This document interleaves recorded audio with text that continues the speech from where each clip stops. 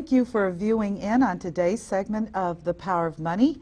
I'm your host, Michelle Graves, known throughout the United States as the Money Lady. And again, I'm delighted to have the opportunity to come into your homes to talk about my favorite subject, money. And today I have as my guest an extraordinary man whose specialty is businesses and wealth building. And of course, in the economic times that we're in today, those of you that listen to me know how I feel about entrepreneurship and the power that comes from people being in control of their financial destiny through owning their businesses and through wealth creation. So I am excited about our guest, and without a lot of fanfare, I'm going to introduce this remarkable man to you. Please sit down, have a seat, stop doing what you're doing, because the information you're going to get today is powerful indeed. So again, how are you? And would you introduce yourself to our viewers, please? I am Philip Hughes with Power One Nation. Well, tell me a little bit about yourself, Philip. Yeah. Well, actually, let's see, my background, actually, I got my degree in psychology at Wesleyan University, and actually I worked a lot with young people, but I was director of a youth program for approximately about 4 years while I was at Wesleyan. But one of the things I discovered was, as I was sort of going out and asking business owners and other folks to support our program, I sort of realized that we needed to have economic control in order to be able to really impact young people. So when I got out of college, I spent about a year in social work, but then I got into insurance and investments, and I started learning about planning. And I began to realize that there's a lot of information that people just did not know. About the markets, about products, about things that I didn't know, and so it opened up my eyes to sort of a whole new world. And as you talk about the power of money, yes, and power of money, right? And so and of course, in our country, there's 3 great repositories of money. You have banks and things as such. Of course, you have the stock market, but you also have the insurance world. And yes. And there's a lot Which of folks. Are the big banks. You got it. They're super huge. The big banks. And it's right. amazing when you look at this last economic cycle that we went into, the major downturn. A lot of most folks don't even realize that look, as the banks had major problems, the market obviously had major problems. Yes. But insurance companies overall weathered the storm very, very well. I think insurance companies globally yes. did very, very well. Yes. As stabilizers, right. I'd like to say. Because they sort of serve as the real conservative yes. investors among the trio that I mentioned. And so the more I begin to study, the more I begin to realize that we need to communicate more effective information to the communities, to individuals around planning and things as such. But but my career took a major shift about 15 years ago, and I began to be led to study wealth and how wealth is developed within our country. Yes. One of the things that really shocked me as I began to look at the Henry Fords, the yes. Andrew Carnegies, the yes. Bill Gates, yes. and begin to look at their philosophies versus what we're taught. Because Michelle, here's how we're taught to succeed in America today. We're taught that you go to school, yes, get a great education, yes, get good grades, and you go out and you get a good job, good job. Right. And you work 40 hours a week for the next 40 years and retire on 40% of what you couldn't live off of in the first place. Isn't that really bizarre? What sense does that make? People are waking up today recognizing that there's something wrong with that model. Something is wrong with the systems and the information that they've been taught. So they're beginning to sort of wake up to a few realities, and yes. they're beginning to recognize that they must do something different to secure their financial future. Well, if I can speak to that, because you do know, and we've known each other for years, that has been my modus operandi yes. for 36 yes. years, yes. which is God bless the child that has their own, right. that you're never going to become wealthy working for someone else. That's not possible. I ask people a basic question. When you look at folks who are incredibly wealthy, did they obtain their wealth through a job? And almost all of them say no. So what, right, So the right. question is, if you have examples of people who become wealthy, and yet you're trying to become financially secure, independent, or wealthy from a job, and yet your philosophies are not lining up with theirs, maybe you should start really truly learning what they do.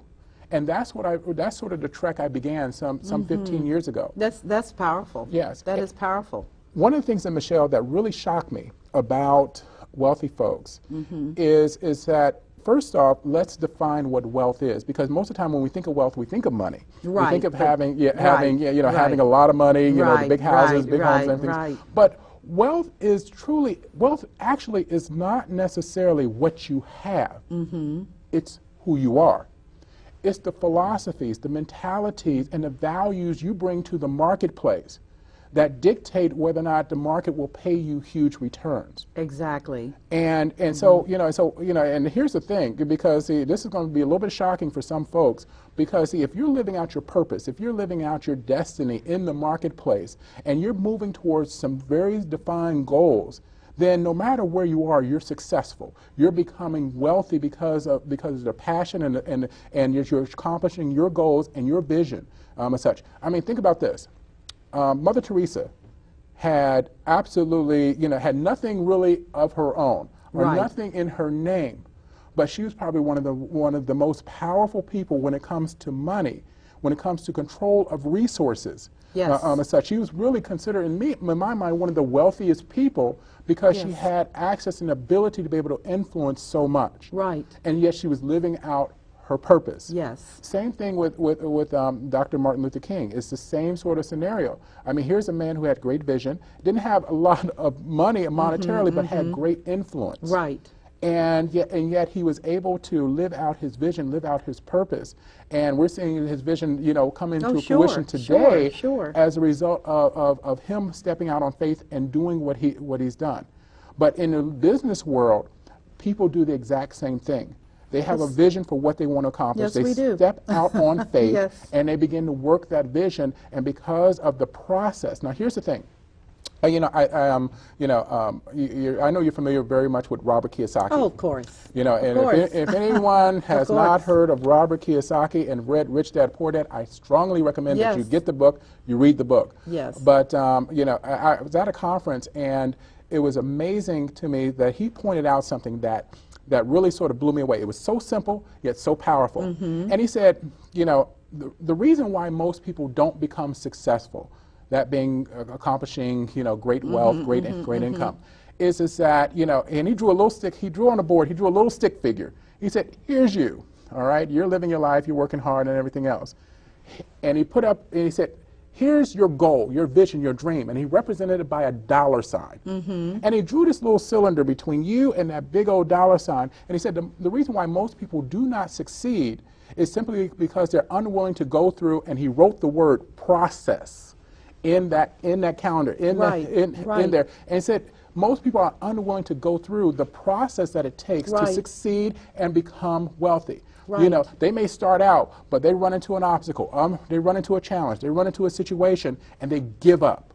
Right. They instead do. of just They thinking do. it through. They do. Right. And I can certainly attest to that, because I've maintained over the years that wealth does not come from a finger snap. No. It's hard work, it's brutal discipline, and your focus. You have to see the end of a thing. Right.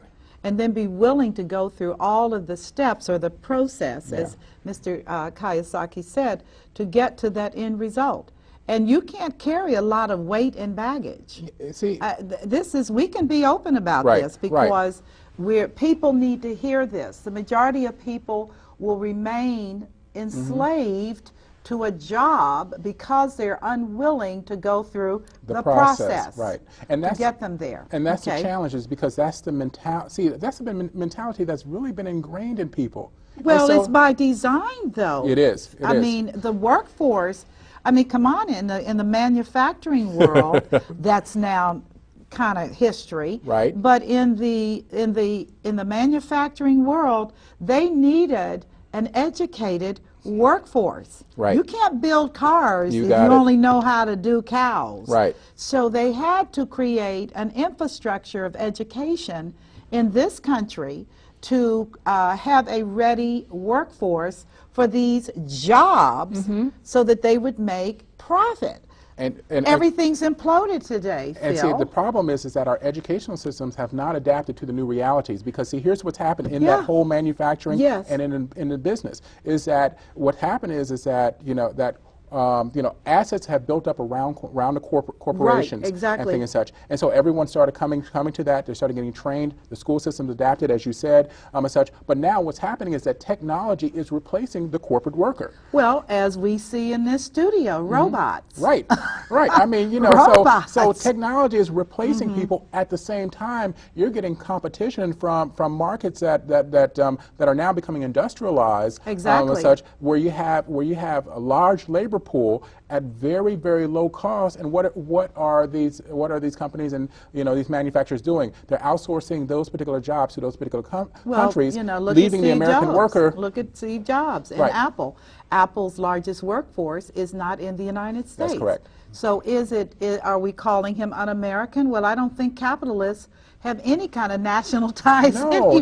No. It's about making profit for your shareholders and for yourself. Right. And so the thing is that they're going to go and try to reduce the cost as much as they possibly can. Right. But here's what's happening is that even in these industrialized nations, now the workers are demanding for higher wages. So now it's almost coming to a point whereby the incentives are not there for corporations to do the same outsourcing. But guess what? There's other markets that are coming online that folks will be able to go to. But here's the thing, bottom line for the American worker, is that they have to begin to think differently. They have to take more financial responsibility. They have to start thinking themselves as a free agent. Instead of really just going into and saying, and looking for that safe, secure job and things such, and expecting that job to be able to take care of them, they have to take a CEO approach to the marketplace.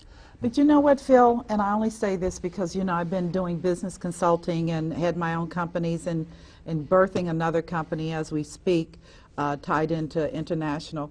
And the hardest thing about the American worker, and that is the deprogramming of the mind. That is hard, but that's the process. How do you do this, Phil? Here's how you do it. Okay. First off, you have to first recognize that your way of thinking is wrong. That there's a problem. Bam! First, Okay, Phil. That's the first thing, is recognizing that what you've been taught may not be the pathway to success long term and to your goals and dreams. And so once you begin to realize that, then you begin to seek out the information that will change the way in which you think. I just suggested Robert Kiyosaki, The Rich Dad Poor Dad, very powerful book. Yes, it is. Think and Grow Rich by Napoleon Hill. There are all these foundational books that will really help you to understand that there's a different philosophy, a different way of thinking, that wealthy people do not teach their kids to go get a good education so they can get a job. They teach their kids. Here's what wealthy people teach their kids. They teach their kids to go get a good education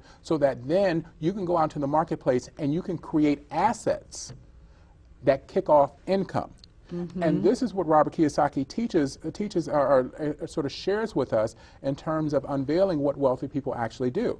Is that instead of going out and getting a job where you have a linear income base, where you're trading time for dollars, here's where you're able to. Important. You're trading time for dollars. As opposed to being able to leverage your time and be able to build something that's going to continue. Hopefully, if you're building an asset. And typically when I talk about assets, we're talking about business. We're talking about something that's going to be able to produce an ongoing revenue stream into your household, hopefully not just when you're there, but also when if you build it correctly, generational income. Yes. And here's, and so when you start building those assets, and see that instead of going out buying cars, buying all these things, stuff, that creates a liability for you. Go out and invest in assets that kick off more income. And the more you do that, you have more income coming in. And the more income you have coming in, then you can begin to to raise your level of standard of living. But you have to, one, control your expenses, control your budget, control your finances, but also invest in things that produce a long-term return for you. And so one of the things I began to do, in looking at this whole concept, because I began to say, okay, wait a moment. Now, average people, given how they've been trained, they are not prepared to go and enter into typically traditional business. No. And what do we talk about traditional business? No. Traditional business is that brick and mortar business, Right. where you have to go, you have to have a lot of capital. Yes. You typically have to have a lot of expertise. Yes. You typically, you're typically going to need a lot of wherewithal. And the reason why 95% of businesses fail within the first 5 years, this is a statistic going back way Right, back. way back. The Even reason when- being is yes. because people don't have the capital, they don't have the expertise, and the business ultimately fails because they jump into something that they really didn't understand and they weren't prepared for psychologically. Right. And such. And so when I looked at traditional business, I said, well, even though we see companies that have had massive success, that we don't see all the failures and things Right, and such. exactly. And here's the exactly. thing that we got to keep in mind, though. Even with the failures, got to recognize the most successful people have gone through a number of failures before they get to success. Yes, That's right. part of the mindset and Right. recognizing that's part of the process. Failure is a part of the process. Right. Okay. A lot of failure. A lot of failure, typically. Really? Typically, A lot of failure. Okay. Let's see. Family failure. Right. Right. Your wife or husband will leave you. Yeah, I just guarantee you. It's challenging. Yeah, it they is. will leave you if their mindset is not consistent with what your focus is. Right. You can't expect them to ride a ship that they perceive is sinking. Right. They're not going to hang in. Tom Watson, the founder of IBM, he put it this way, if you want to succeed, double your rate of failure. If you want Yes, to to succeed, get there faster. double your rate of failure. Yes. Yeah, because see, the thing is, you have to fail your way to success. Right. So failure is a part of it. But traditional business, when I looked at it for the average person, is going to be challenging because, one, they haven't been taught. And when they reach that failure curve, it's going to be real hard. yeah. So I then looked at franchising. Yes. Franchising, there's been a lot of models for success. Problem is that in order to be able to get into a great franchise, You're going to pay. you big time. You're talking You're about gonna pay. 200, 250, 500,000 Right, for right. some of the better franchises. right. And don't expect to get your money back for the next 5 years. Right, So right. you working Right, hard, working hard. for the potential of return, but they have major cookbooks for success. And with franchises, it really depends on the three keywords: location, location, location. Right. In most of those franchises and things such. And so so it becomes challenging for the average person to come up with that huge upfront capital investment and then go through the learning process at the same time and not make any money for 5 years. So you have to And be. then before on the subject of franchise, remember the purpose of having these fronts. At some point, you have to try to sell it. Yeah, that should be your end game. But here, The end game. You know what? No, I have to say this Right. because I have some situations now where people have franchises and cannot sell the franchise. now I'm going to Markets down. I'm going to share something Okay. that may be that's going to rub people the wrong way when it comes to Whatever. franchising, but I'm going to share it anyway. Hey, Whatever. look, I'm going to be real. The thing is, Ray Kroc was talking about. He was at, when the founder of founder of McDonald's. He was at a business school, and he said, "What business am I in?" He presented. He was at the business school, and he was in front of all these students, sharp students, and he said, "What business am I in?" And of course, folks are talking about, "Well, you're in the hamburger business, restaurant business. You're in the food business." He said, "No, I'm in real estate." And he said, what he pointed out was that every McDonald's franchise, one, they own the land that the franchise is built on. You have the franchisee, comes in, purchases franchise, as such, pays the money for the building, the structure, and everything Okay. else, and then of course pays the lease and royalties back to the McDonald's corporation. Absolutely. And so the person here takes all the risk, puts in all the money up front, and produces an ongoing revenue stream to the McDonald's corporation. And when I looked at it, now here's the thing, I began to look at that particular model. Right. And I said, wait a Because moment. it's still operative. Yeah, it's Phil. very operative. It's still operative. But do you remember back long ago when, when slaves were just freed? And they set up this system whereby folks would have a piece of land. They wouldn't necessarily own the land, but they would work the land, and whatever they produced went back to the landowner. Called sharecropping. Do you get what I'm saying? Yeah. What some franchises are basically high-tech sharecropping. And I was like, when I looked at that and I started discovering, I said, whoa. Yeah. That kind of Yeah. blew me away because, see, who really benefits here? Well, who has all the control? Well, the franchisor.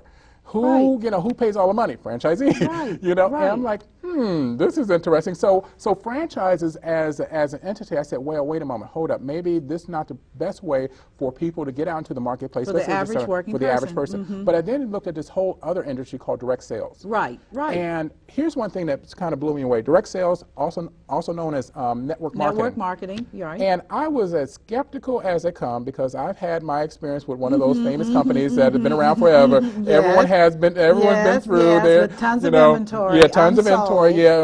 And so everyone has had that particular experience. So Right. it's colored our view of the industry. But when I really took a good look at the industry, one, I began to sort of see something unique. One, people were there were millionaires being created out of this industry. Absolute. And I was like, well, let me re-look at this thing. And so I happened to be at a presentation from a company that's no longer in existence. And they did the model. Here's you bring in so many people, they bring in so many people, they bring in so many people. Now, when I looked at that, I had a spiritual awakening because I saw a model there. Because not to preach really, but when I saw that model, I said, wait a moment. Isn't this the way Christ went about building the church, the Christian church? Reproduction. It was. What it was about was discipleship. Right. It was about you have to help someone else become successful before you really achieve massive success. Right. And so I began to look at that, and the core of network marketing, core of direct sales is that if you have a good program, that's centered around your own personal growth and development, and they're helping you to basically become more of a person, they will teach you the skills, the information, the things that you need to know to grow into that wealth mindset. Why? Because in order for the more successful you become, the more successful that particular program becomes. It should.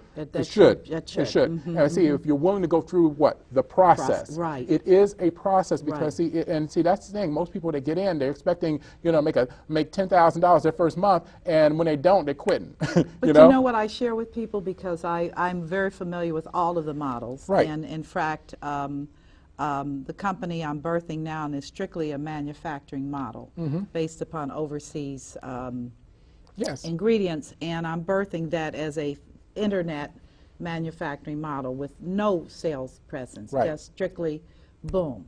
But I have to say that of all the models, I tell everyone that get over your prejudices and your preconceived notions about network marketing. Right. Because you the have truth, to. because and I understand when I tell folks the change is here. Right. Get over it.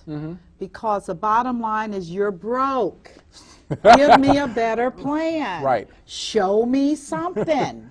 Because you're broke. Well, here's the thing that kind of blew me away, because one, as I said before, the spiritual model was so powerful, because when I looked at the core of what network marketing is supposed to be about, it's about discipleship, helping other people, and if you have a servant's heart, if you go into it just for the money, you're never going to make it. Right, you never are going to make it because never. You have to be willing to serve and help other people. Right. And it's I'm not to shut you off, sure. But I appreciate what you're saying, because that is having, I have had friends, I still have friends who have done extraordinarily well in network marketing, but I also have friends who have done miserable. Right. And I have to say that the distinction is the commitment to discipling those under you versus the fast growth model, which is I'm harvesting and I'm bringing in all my relatives and my friends. Nobody wants to hear that stuff. Right. I get calls, Phil, I get calls daily. Would you be interested in coming to a meeting? Right. No. Right. Well, here's the challenge, because see, there are a couple of things in the industry that are real challenging. Because when I started looking at the whole industry of direct sales and network marketing, I found out, because I've researched over 250 different programs. Okay. Because so you've been out there. Well, see, my approach was, because my background is insurance and investments. Right. And as a financial advisor, you have to do due diligence. On everything. Yes, every company, product, before you recommend that. Right. It has to be suitable for that person. Right. So I said, wait a minute, let me take these same skill sets and apply it to the direct sales industry. And I began to research a lot of different companies. Found out there's a lot of junk out there. Tons of junk. Tons of junk. And see, people, because they don't know how to analyze, how to evaluate a good good opportunity versus a bad one, they tend to jump in based on the wrong things, on emotion, on hype, on all these things, and they get involved with these companies. Yeah, you're going to get rich, and greed, and all these things that that end up sets a person up for failure. And then they, and when they do fail because they didn't have the right knowledge or the right perspective, and they didn't have the right attitude, recognizing that you may fail a few times before you find the right one anyway. As such, they end up leaving and cussing and fussing and talking negatively about networking and direct sales when the fact of the matter is they just did not understand. I couldn't agree with, it's funny, on one of my earlier telecasts, I talked about why so many people fail, just as a part of another conversation about transitioning out of the workplace. And it is, the reality is you're going to work very hard at whatever business you do. Very hard. You're going, I tell folks, oh, you're getting ready to have a baby. And this is a whopper. And this is a whopper. Seriously. This thing is going to eat 24/7. It's going to be crying 24/7. And there are going to be times you're going to wonder, why did I do it? But as I share, you did it because the alternatives are, do you want to make somebody else rich? Yes. Or do you want to build something for yourself? Or do you want to build a legacy for yourself? Now, you have to make it. This is what makes America so powerful to me, and I've lived everywhere, because we have a system that supports business concepts, creative thinking, birthing, but it's still work. Massive work.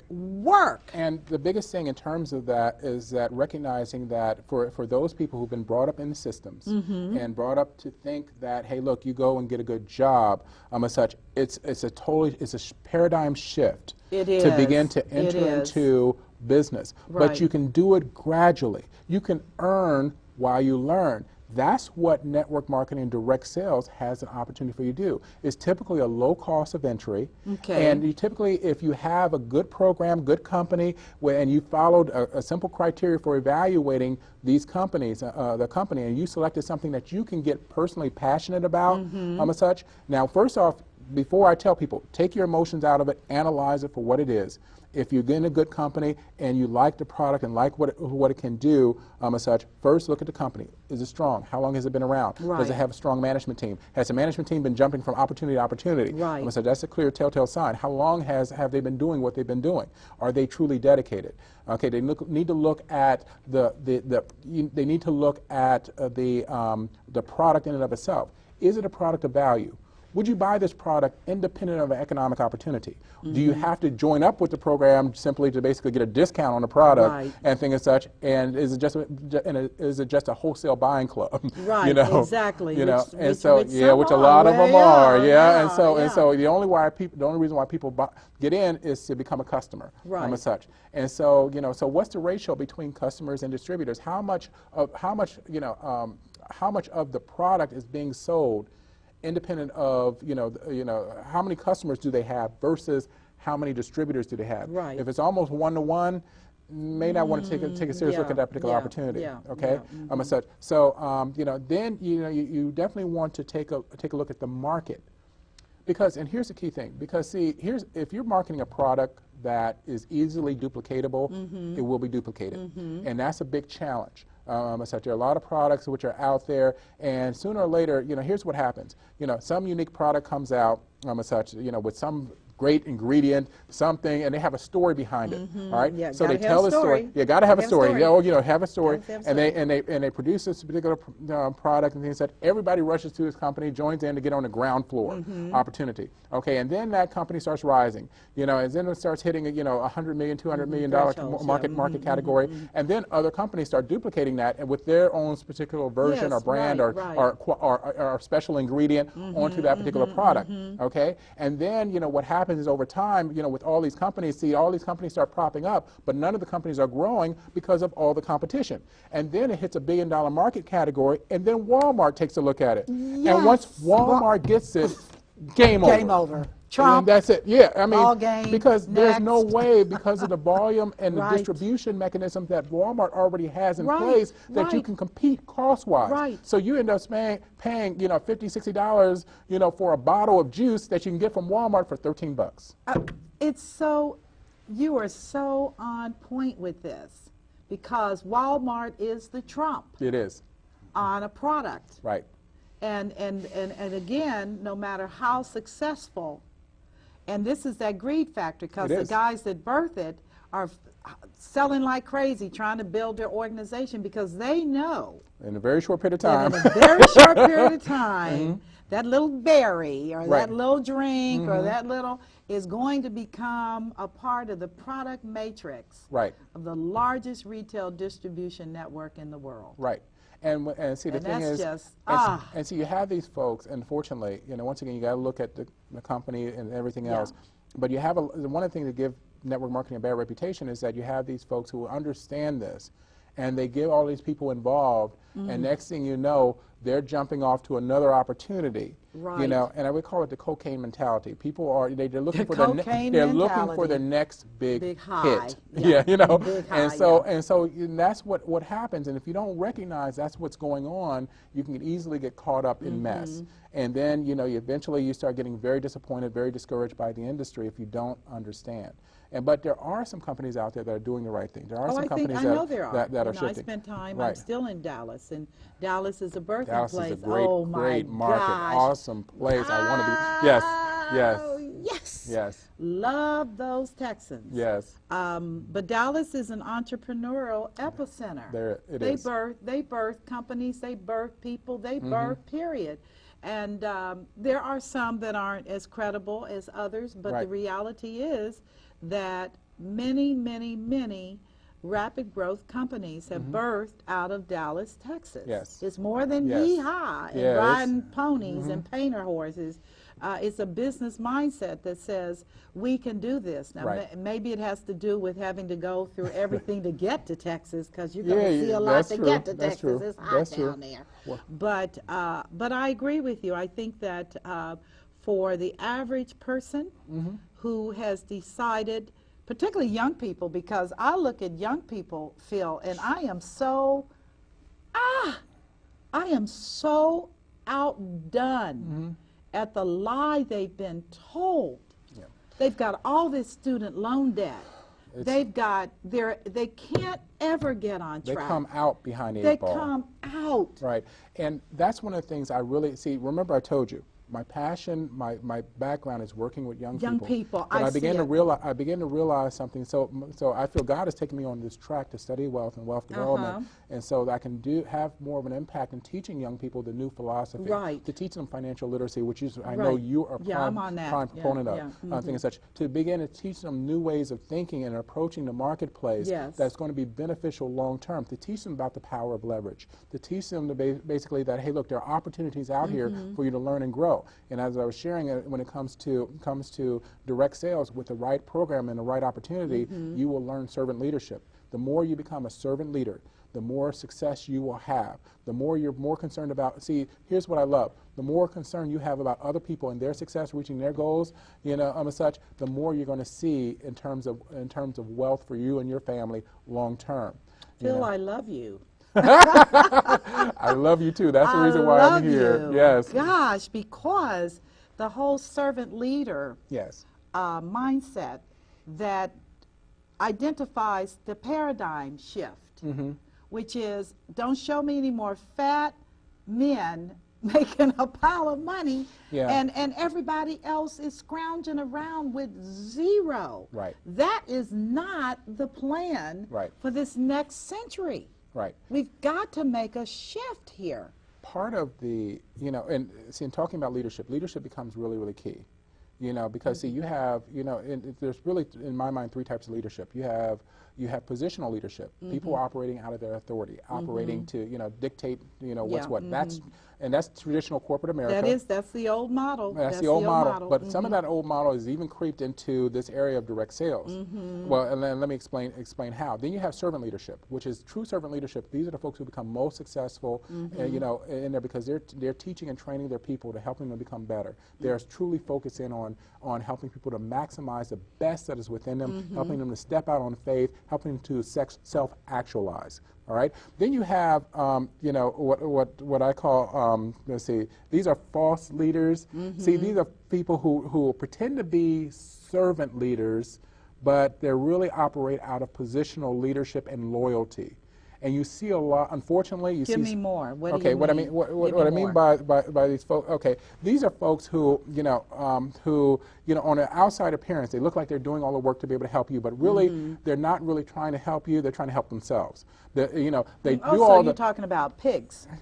What do you call them? Pigs. Yeah, there you And go. when they get real big, they become hogs. Yeah, and then there you have go. To shoot them. Right, yeah. Yeah, then you have to shoot them. Some of those folks, and see, the thing is that, they become boss hogs, and that's become a big problem. Yes, So there it is. yes. And see, and see, the problem from is, Kentucky, it's we hard shoot to, hogs.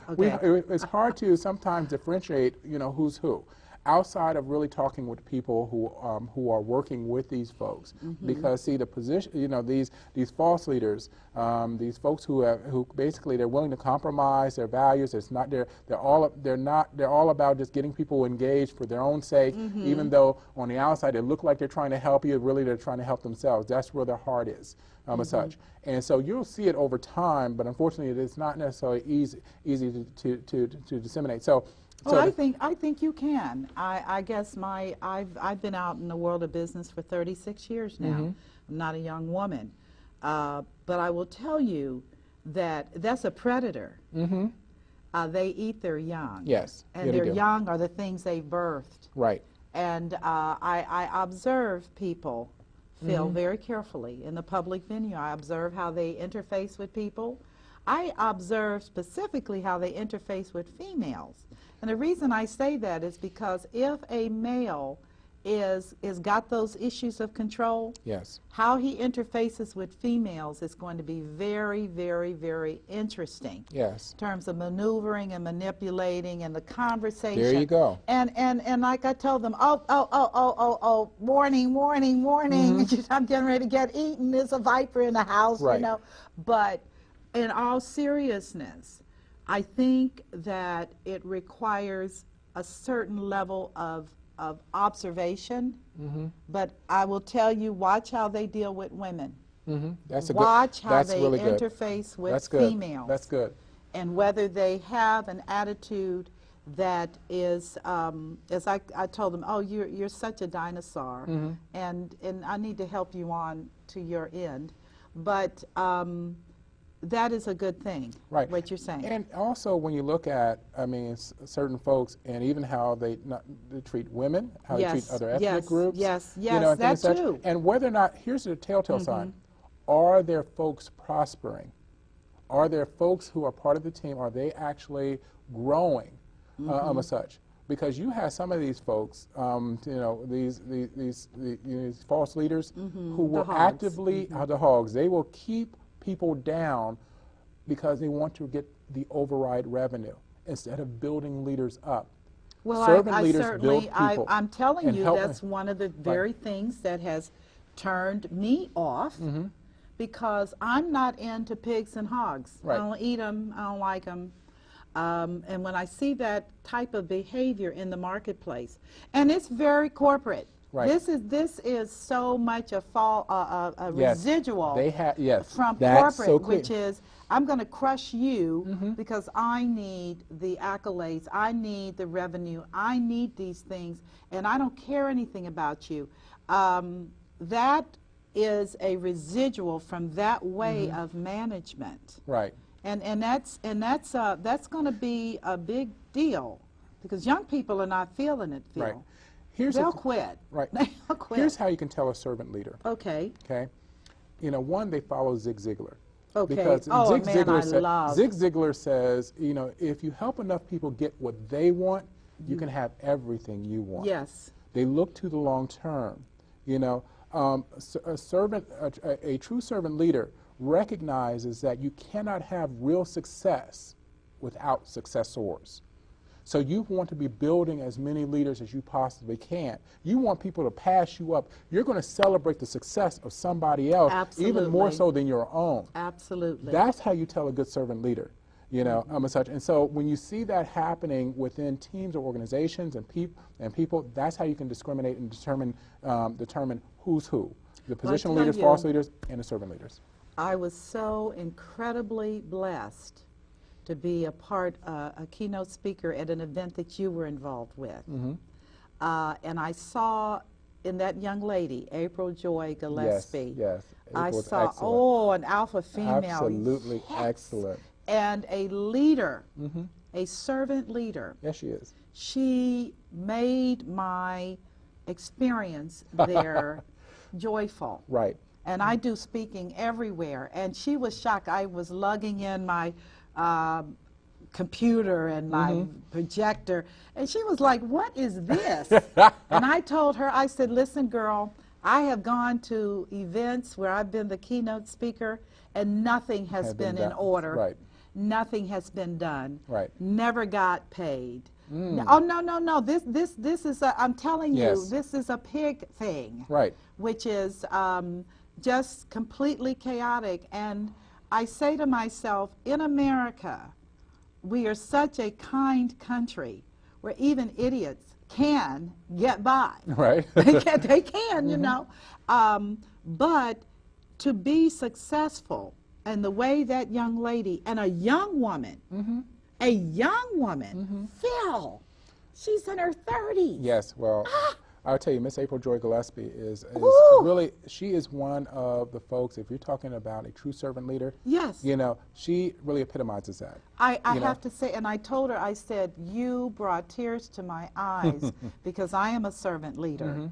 And I said, my generation does not bring too many to bear. We can go there. Right. I said, because everybody's into the acquisition mode of gimme, gimme, gimme, gimme, and if you won't give it to me, I'll take it, I'll take it, I'll take it, I'll take it. Oh, you don't like me, I'm just going to talk about you, I'm going to hurt you, I'm going to do all kinds of things. It's a toxicity that comes from never having embraced the truth.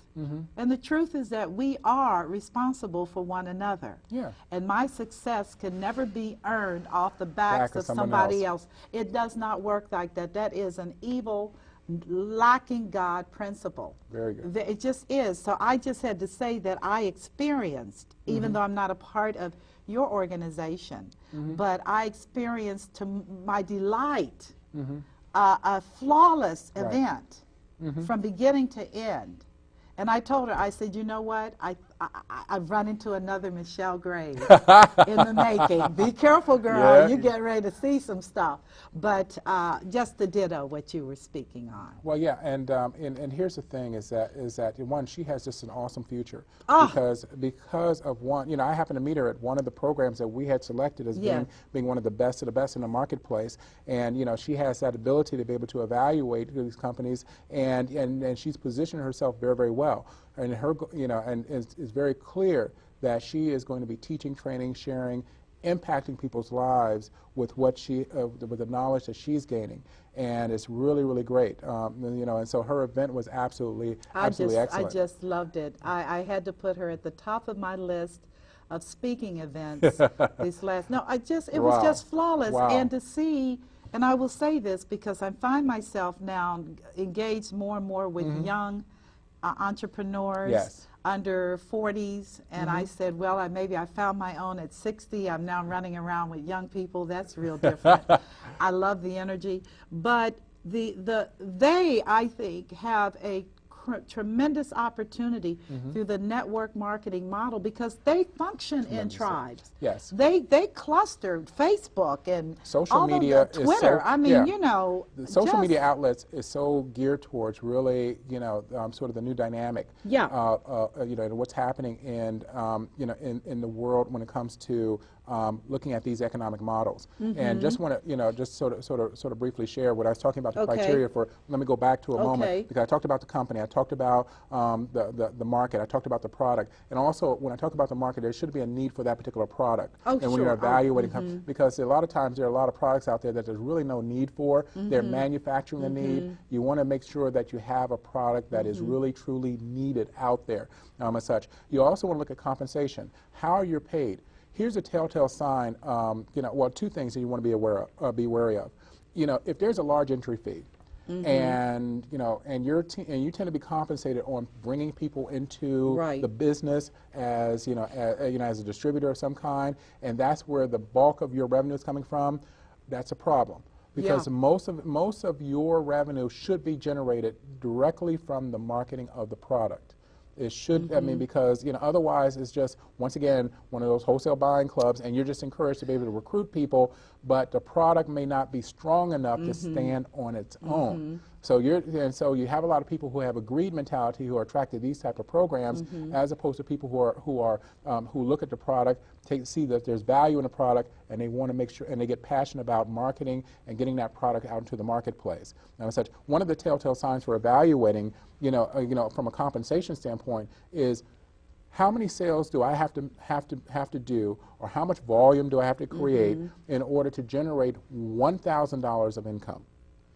That's a telltale sign as to really the strength of the marketing plan, the product, and everything else. In addition to looking at, one, the ratio of customers, pure customers, people who are not even involved with the business, to those who are distributors or associates or such, and who are marketing the plan. Such. If in fact you're in a situation where there's far more customers, you're in good shape. Okay. Also, methods of distribution. Is there just one primary method of distribution? Is it just person to person, that type of sale, or is there abilities to be able to hit other markets? Right. Companies, other venues, associations, so on and so forth. Is there other ways to be able to distribute a product other than just the person to person sales? As such. That's another thing to take a look at. And one of the most important items when you're looking at evaluating any particular company is timing. And we often talk about timing of a particular product. Oh, yeah. Every product has a product cycle. Right. And the thing is that if you're looking at, today would not be the day that you want to go out and open up a business marketing cell phones. No. Timing has gone. Timing is gone. way gone. Right. But 20 years ago, perfect timing. Right. It would have been perfect for that because, who had a cell phone? Doctors, a few folks back when, and they were bag phones. We were in the $1,000 a month phone bill. Right, and remember we used to call them car phones because we did? only a car could carry them around. A car phone. Gosh. But see, once again, technology has advanced, and so now everybody, so the cell phone now, or the mobile device is really a mini computer, and you have so much now. Yes. But everybody has one now. And so that, from a timing standpoint, that would have been good timing 20 years ago. Now, not so much. Right. Same thing too with bottled water. Who knew about bottled water? I had quite honestly, I kept having this debate. I'm like, why would people pay $1.20 for a bottle of water when they can go to the faucet, turn it on, get a glass of water for free?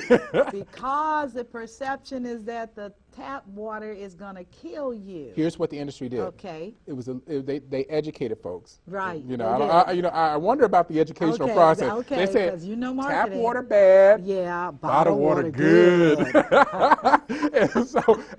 and we bought into it. Hook, line, and sinker. Sure. How many times now we say, somebody offers us tap water, we're like, I don't want that. No. I just went went through that, which is you boil that water. I'm not drinking that water. I don't know where that water came hold from. up. We grew up with tap water, Kool-Aid, all these things. I know. And it didn't hurt us much then. I hope not. So what happened? It was the education process around that, the branding of that. And now look at today. It's a multi-billion-dollar industry. It is.